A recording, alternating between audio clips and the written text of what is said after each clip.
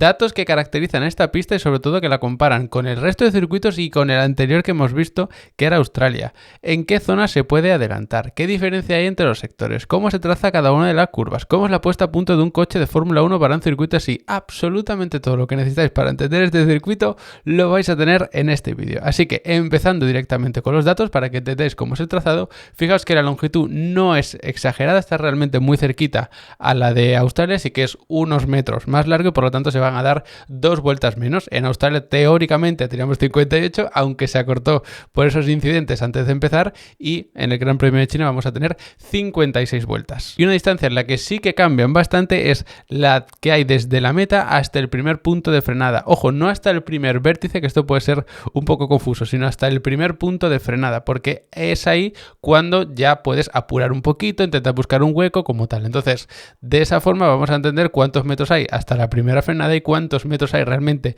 de recta pura para terminar de adelantar a algún piloto en salida. Por ejemplo, si hubiésemos tenido todos estos metros que veis aquí en Australia, pues seguramente Norris hubiese perdido alguna posición y Verstappen lo hubiese ganado. Así que en ese caso Norris sí que se salvó. Veremos lo que pasa en la salida en este Gran Premio de Australia. En cuanto a las curvas, no tenemos muchas tampoco. En Australia había 14, aquí tenemos 16, sí que son un par más por supuesto, y además el circuito, como hemos visto, es relativamente similar en cuanto a longitud. Sigue un poquito más largo, por lo tanto este ratio de curvas por cada kilómetro de circuito se nos queda un poquito más alto. Aún así no es un circuito especialmente denso en cuanto a curvas, lejos de circuito como Hungría, como Mónaco, como Singapur, nada que ver. Es un circuito que sí es verdad que no tiene muchas curvas, pero estas curvas son muy largas, algo relativamente parecido también a lo que encontrábamos en Australia. Vamos a ir viendo este tipo de similitudes y diferencias que ya vais a ver cómo son bastante curiosas. Está bastante mal equilibrado también, hay más curvas hacia la derecha que hacia la izquierda, pero no tan exagerado como en Australia. Fijaos que de baja velocidad tenemos las mismas a un lado de otro, de velocidad media sí que un poquito más hacia la derecha y de alta velocidad un poquito, una en concreto más hacia la izquierda. Por lo tanto, al final sí que deberíamos tener un desgaste irregular, pero quizá no tan irregular como tenemos en Australia. Lo que pasa es que no se llegó a ver porque lo que vimos fue la lluvia, que eso sabéis que condiciona muchísimo la degradación de los neumáticos. Y en cuanto a las frenadas, hay 7 puntos de frenada, algunos de ellos son bastante fuertes, en concreto 3, y esto ya difiere bastante de lo que encontramos en Australia. El tema de los frenos en Australia no era muy importante porque sí que había 6 frenadas respecto a las 7 de China, pero solo una frenada muy fuerte. En China tenemos 3. Y es que si nos fijamos en el otro pedal, en el del acelerador, veréis que también vamos menos porcentaje de la vuelta acelerando a fondo que en Australia. De hecho, si lo comparamos con el resto de circuitos, se pisa poquito el pedal del freno en proporción y también poquito a fondo el pedal del acelerador, lo que significa que vamos mucho tramo de circuito, mucho porcentaje de la vuelta a medio gas, ni al 0 pisando el freno, ni al 100% que sería acelerador a fondo. Y es que es un circuito de muchas curvas que se van enroscando, curvas muy largas que enlazan con otras, y ahí hay que ir con muchísimo cuidado con el pie del acelerador. Tampoco se va mucho porcentaje de la vuelta en octava marcha, ese último rango ya de máxima velocidad de un Fórmula 1, porque la recta de atrás, por ejemplo, sí que es muy larga, pero luego la recta de meta, que es el otro tramo recto medianamente largo que hay, no es tan largo. De hecho, se va como enroscando mucho al final y por lo tanto no tenemos una recta pura hasta el vértice de la curva, sino que tenemos también bastantes metros en lo que ya tienes que ir soltando, tienes que ir girando y ir buscando además el primer vértice, como vamos a ver un poquito más adelante. Y ya que hemos terminado con los dos pedales, lo que se hace con los pies, vamos con lo que se hace con las manos, que es girar el volante a un lado y otro. Fijaos que no es precisamente los circuitos en los que más porcentaje vayamos totalmente recto, es decir, no es un circuito de recta puramente.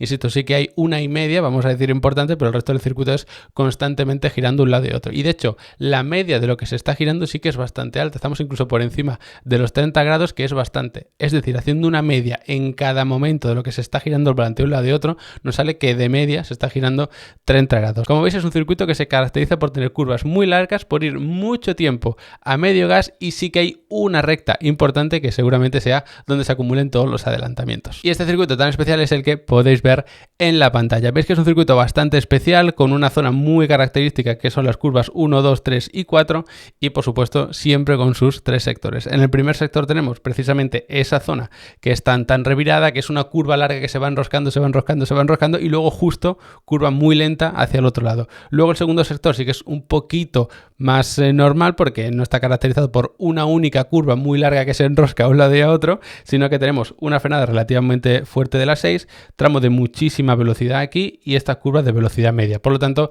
Esos pilotos que vayan un poquito mejor en ese tipo de curvas, de más velocidad, unas curvas más sostenidas, podrán destacar sobre todo en ese segundo sector. Y luego el tercer sector, sí que es verdad que tenemos estas curvas de velocidad media, que son muy largas, incluso toda esta curva 13 se va haciendo a mucha velocidad, pero si quieres marcar el mejor tiempo en este tercer sector, sin duda tienes que ir rápido en todo este tramo de recta. Si tienes una buena eficiencia de frenada, es cierto que vas a ganar algo de tiempo aquí, bastante tiempo aquí, y luego por supuesto no podemos olvidar esta curva para la que también hay que dar un toque de freno. Igualmente vamos a aplicar todas estas curvas aquí con la tablet. Así que por resumir, si vas bien en curva lenta, en zonas reviradas, vas a destacar en el primer sector. Si vas bien en curva rápida, pues vas a destacar sobre todo en este segundo sector, y si vas bien en recta, destacarás aquí.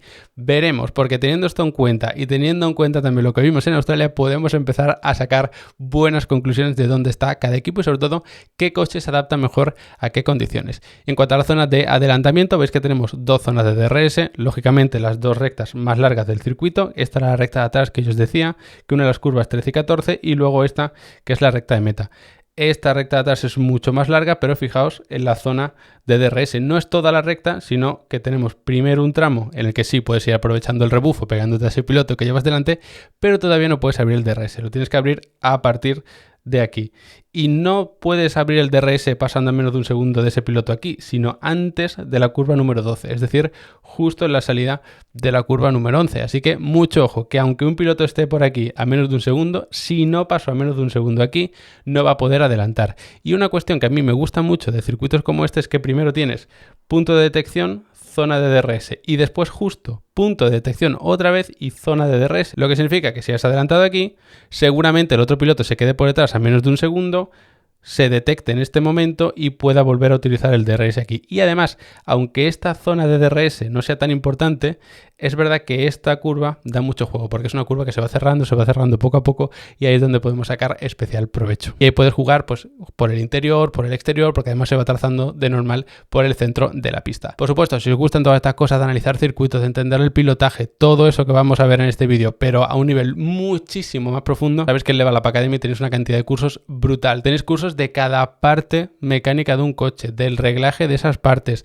por supuesto cursos generales para que empecéis de la base, cursos mucho más profundos y mucho más específicos para que profundicéis en el área que queráis, en reglajes, en estrategias de carrera, en telemetría, en absolutamente lo que os dé la gana. Y de hecho hay incluso varios cursos dedicados a motociclismo, a karting, a rally, para terminar de especializarnos en esas diferentes categorías dentro del mundo del motor. Así que de verdad, echar un buen vistazo. El precio es bajísimo porque siempre he querido llegar al mayor público posible para hacer accesible la academia y con ello el aprendizaje en automovilismo, que sé por experiencia que puede ser complicado adentrarnos en este mundo. Así que echar un buen vistazo, que os aseguro que el precio tan bajo no hace justicia a la cantidad y sobre todo a la calidad de cursos que tenéis por ahí. Si tenéis cualquier duda sobre la academia y demás, me preguntáis, que voy a estar encantado de responderos. Y dicho esto, aclarado el asunto de Level Up Academy, que os lo recomiendo de verdad que le echéis un vistazo al menos a la web, seguimos con nuestro circuito y vamos a ir explicando cada una de las curvas. Fijaos que aquí tenemos las primeras, que es esa curva enorme que yo os decía que se iba enroscando, ¿no? Realmente lo que es la curva 1 es lo que tenemos hasta aquí. Luego este segundo tramo sería curva número 2,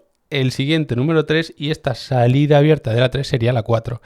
No se hace en ningún momento poniendo el volante recto, como os podéis imaginar. Además, yo os decía antes que hay bastantes metros hasta el primer punto de frenada, algo menos de 500, es verdad, pero claro, pensad que lo normal es ir tocando el freno por aquí. En todos estos metros, sobre todo en salida, no necesitas perder tanta velocidad porque no has llegado a ese punto muy rápido, has empezado en parado, ¿no? En lo que es la parrilla de salida. Entonces, todo esto puede dar mucho juego, porque si vas por el interior aquí, es cierto que puedes ganar distancia porque vas recorriendo menos metros, entonces puedes ganar algo del tiempo, pero el que se te cuele por fuera se puede colar por dentro en la curva 3. Y si estás por dentro de la 3, también lo estás en la 4. Entonces da mucho juego esa salida y sobre todo también en carrera cuando haya dos pilotos peleándose, porque recordad que aquí es la segunda zona de DRS, por lo tanto si consigues adelantar aquí apurando frenada, luego ya un poco más adelante es más fácil relativamente defenderte. Ojo, es un circuito en el que adelantar es bastante más sencillo que en Australia, sobre todo si las condiciones son en seco, porque si en Australia ya era un poco complicado, si encima le metíamos ese único carril seco que vimos, pues se complicaba todavía más. En cualquier caso, si es una vuelta lanzada normal, sí que se busca tocar un poquito el freno más o menos por esta altura, cuando estamos bien abiertos aquí, eso sí que es muy importante.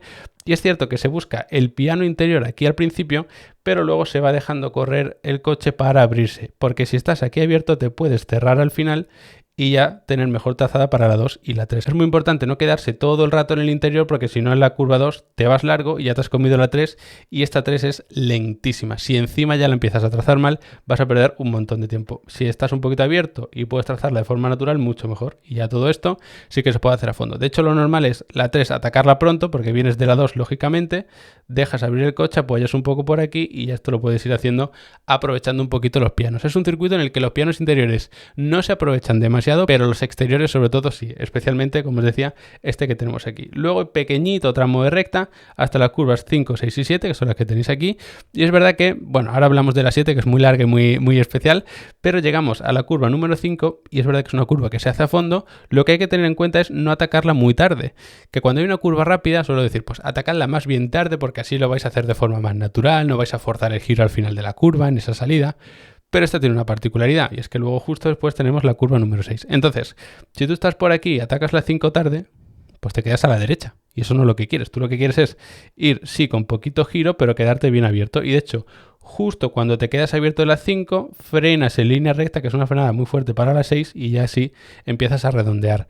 Mucho ojo también con la 6, porque con esto de las trazadas que si era un poquito más abierto, que es un poquito más tarde o lo que sea, en la 6, si atacas muy pronto, te vas a venir largo. Y ese no solo es el problema ya de por sí de las 6, sino que encima el circuito tiende como a enroscarse un poquito más, no es que tengamos una línea recta por aquí. Entonces, lo que hay que hacer es bordear y atacar un poquito tarde para ir girando, tal que así. Es decir, nunca nos apoyamos en el piano exterior y nos quedamos con el volante totalmente recto, sino que estamos saliendo con el giro a derecha, quitamos giro por supuesto para salir, pero manteniendo siempre un poquito, de tal forma que vamos a ir bordeando esto y alejándonos de esa parte izquierda, porque justo después, como veis, tenemos la curva número 7, que es esta que empieza aquí, pero que se ve todavía mejor si lo enfocamos de esta manera. Es la serie de enlazadas que más desgasta los neumáticos por estrés lateral porque son curvas muy largas y muy rápidas. Y sobre todo para los que estéis en el simulador, si esta curva 7 no la podéis hacer a fondo, algo estaréis haciendo mal. Y eso que se suele hacer mal es precisamente atacarla muy pronto y venirte aquí. Eso lo que va a provocar es que te vaya escupiendo y te vengas largo por aquí. Lo que hay que hacer es aguantar y luego ya buscar ese interior y por supuesto pues se va bordeando toda esta zona. Tienes que estar bien pegadito por aquí y luego además da tiempo a abrirte un poco, es decir, no volverte loco y venirte por aquí apurando esa línea exterior, porque entonces sería un desastre. Te comerías directamente la curva 8 y no queremos eso. Queremos estar a mitad de pista para que dé tiempo a abrirse un poquito y cerrarse en esta curva 8, que para esa ya sí que hay que reducir alguna marcha y jugando con el freno y bordearla y otra vez hacer algo muy parecido. Y es que si te vienes muy largo en la salida, te comes la curva 9 que tienes aquí. Tienes que quedarte más o menos a mitad de pista, frenar con el coche mirando hacia afuera y aquí perder mucha velocidad. Una vez más, no ataquéis demasiado tarde esta curva 9, hay que atacarla incluso un poco pronto, que además está muy bien porque como venimos de una curva a otro lado, estamos a mitad de pista y lo hacemos así. Si atacas tarde esta curva y vienes por aquí, te quedas a mitad de pista y ya empiezas desde mitad de pista la curva número 10. Ahora, si atacas pronto y te vienes largo, vas a poder redondear todo esto mucho mejor.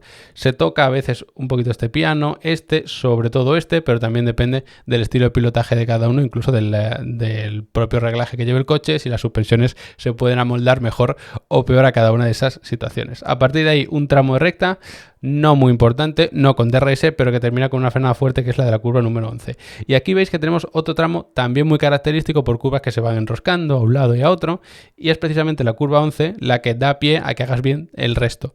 Hay que frenar muy fuerte, atacar tarde esta curva 11, que además, ojo, tiene como una especie de doble radio porque hace así, entonces hay que atacarla más bien tarde para estar mitad de pista y aquí seguir perdiendo velocidad. Muy importante, no ser demasiado agresivo aquí, porque si te empiezas a ir largo y tienes que corregir, piensa que todo esto ya lo deberías poder hacer a fondo. Si aquí has tenido que levantar para encarar el coche porque ibas demasiado largo, lo que sea, vas a perder un tiempo brutal. Más vale ser pacientes aquí e ir sobre seguro en el resto que no lo contrario. Luego da tiempo a tocar este piano, vamos ganando centro de pista y todo esto prácticamente se hace por el centro de la pista. No hay que obsesionarse con estar aquí pegados a este piano de dentro ni a este, por el medio de la pista, y si todo va bien y hemos ido dando gas, acelerando y girando como se debería, el coche solito va a ir pidiendo subirnos a este piano exterior. Y justo a partir de ahí tenemos la recta más larga del circuito, esa recta donde se acumulará la mayoría de adelantamientos, que termina precisamente con la curva 14. Pensad que aquí es donde se acumulan los adelantamientos. Esto es una frenada fortísima, entonces incluso aunque no te haya dado tiempo a adelantar con el DRS, puedes apurar frenada y ahí ganar la posición. Eso sí, pensad que luego después aquí tenemos la siguiente zona de detección de DRS y te pueden devolver el adelantamiento después de la curva 16, que ya es la recta de meta. Lo más importante de estas curvas 14 y 15, por supuesto, no fallar en la frenada, no irte largo, porque entonces pierdes mucho tiempo. Estar aquí abiertos y aguantar para atacar tarde esta curva 14 y buscar el piano aquí. No buscar el piano aquí, porque fijaos en la forma que tiene. Hace una curva, luego se mete como una barriga y luego ya sigue. Si estás aquí en el exterior, te vas fuera y lo has perdido todo. Si tienes que pegar un volantazo, levantar, y pierdes bastante tiempo. Entonces, como digo, hay que ser paciente e ir buscando este punto de aquí. A partir de ahí ya buscamos el lado derecho del circuito, porque llega a la curva 16, que es, en mi opinión, bastante traicionera. Parece una curva normal, venimos de curvas que se enroscan a un lado y a otro, muchas curvas incluso que tienes que ir frenando ahí a mitad porque estás en apoyo, y llega la 16 que parece una curva relativamente normal, pero también engaña, y es que hay que tocar el freno bastante y tirar el coche con mucha confianza. Importantísimo, si perdemos el piano interior seguramente nos vayamos largos y perdamos mucho tiempo, pero es que si por evitar eso atacas pronto, también te puedes ir largo y te pasa lo mismo. Entonces, por eso digo que es una curva que puede llegar a engañar y que hay que clavar sí o sí, que tienes que tener además mucha confianza en lo que está pasando en tu propio coche. Y ya que hemos entendido todo esto, podemos hablar un poquito del tema de los reglajes, ¿vale? Que me voy a seguir apoyando aquí porque además tengo estas imágenes que me vienen bastante bien. Es un circuito de carga aerodinámica media. Por supuesto, con el suelo buscamos lo máximo posible, junto con el difusor que lo tenemos por aquí, que lo tenemos aquí pintado además, pero en cuanto a los alerones, sí que vamos a buscar una carga aerodinámica media para no sufrir drag.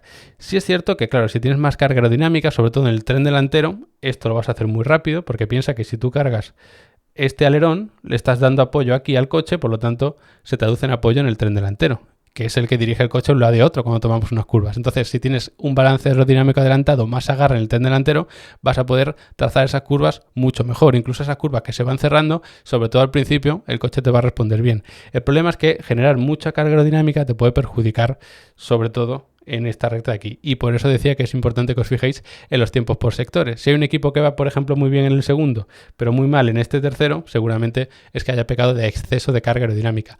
Ojo, hay algunos equipos que prefieren hacer eso porque su concepto aerodinámico de carga alta es más eficiente. Entonces, a lo mejor aquí ganan 3 décimas y aquí pierden una. Vale, pues me sale rentable. Sin embargo, el problema de esos balances aerodinámicos adelantados es que, claro, si tú aprietas el coche hacia abajo aquí, lo que está pasando realmente es que lo estás rotando. Eso con un cochecito de juguete se vería muy bien, es decir, lo estarías levantando de aquí en vez de apretando hacia abajo, por simplificarlo mucho, que nos entendamos todos, ¿no? En definitiva, si cargas demasiado el coche de aquí, puede que lo estés descargando de aquí, y resulta que toda la unidad de potencia, el diferencial, la caja de cambios la tenemos aquí, es decir, es un tracción trasera y estas son las ruedas que van a empujar el coche. Por lo tanto, si tienes pérdida de adherencia en el tren trasero, vas a perder tiempo aquí, vas a perder tiempo aquí, vas a perder tiempo aquí y vas a perder tiempo aquí. Son puntos muy importantes, por eso en general se tiende a equilibrar el balance aerodinámico. Otra cosa es que tengas, por ejemplo, un problema de desgaste excesivo en las ruedas delanteras, entonces cargas un poquito de adelante para protegerlas más y viceversa. Y una cuestión muy importante, al menos en mi opinión, en cuanto al reglaje de los coches aquí,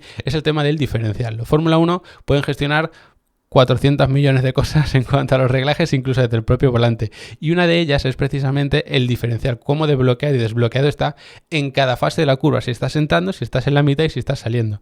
Entonces, por ejemplo, si nos encontramos con esta zona, el piloto puede controlar si el diferencial está muy desbloqueado aquí entrando, para que el coche se comporte bien en la curva y se vaya enroscando poco a poco, tanto aquí como aquí.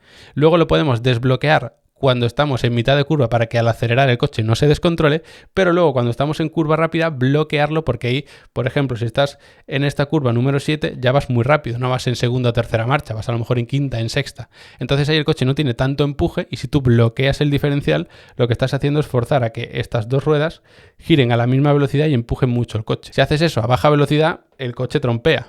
Si haces eso a una velocidad alta, lo que estás consiguiendo es mayor empuje. Entonces, ese tipo de reglajes, por no enrollarme mucho, sí que es especialmente interesante en circuitos como este, en el que tenemos curvas que se van enroscando, curvas que se enlazan, zonas muy características de esto es baja velocidad, esto es alta velocidad, esto es recta, esto es curva. Entonces, es uno de esos reglajes que merece la pena poner en la atención. Y para terminar, os pongo unos gráficos de telemetría muy sencillitos, simplemente para que contextualizáis el circuito. Aquí tendríamos la velocidad, las marchas, las revoluciones por minuto del motor, el acelerador, el freno y el giro de volante.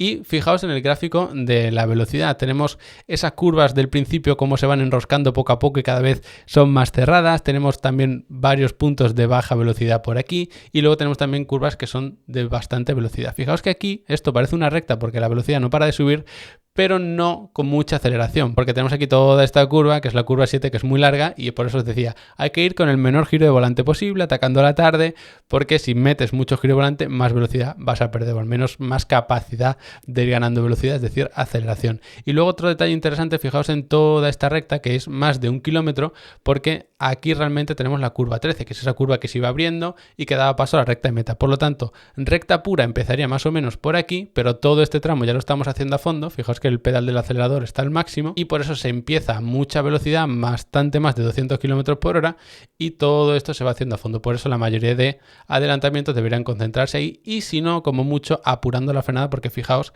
la cantidad de kilómetros por hora que se pierden en una frenada muy fuerte. Además aquí, por supuesto, el momento de refrigerar los frenos sí o sí, porque si no en el resto del circuito, fijaos que estamos dando toques constantemente. No toques muy fuertes, ¿verdad? No frenadas excesivamente fuertes. Esta es la más fuerte del trazado. Aquí sí que tenemos un par, pero incluso estos toquecitos de freno que veis por aquí también sobrecalientan un poco el sistema de los frenos. Y otra cuestión importante en cuanto al acelerador, fijaos la cantidad de metros que vamos a medio gas. Hay otros circuitos en los que podemos ser mucho más agresivos, parecido a lo que encontramos aquí, por ejemplo, que es la última curva, o incluso por aquí, pero hay muchas curvas en las que tenemos que ir jugando con el pie del acelerador constantemente durante muchos metros. Incluso en esta zona de aquí, justo ya cuando vas a dar gas al 100%, vuelve a caer. Por eso, como os decía al principio, es un circuito en el que ni se va mucho tiempo frenando, ni se va mucho tiempo acelerando a fondo, sino que se va mucho tiempo precisamente en ese rango intermedio del acelerador, ahí a medio gas, jugando con las curvas. Y otra cuestión importante, hablando de curvas, es que en estos metros de la recta, por supuesto, sí que vamos con el volante en el cero, totalmente recto,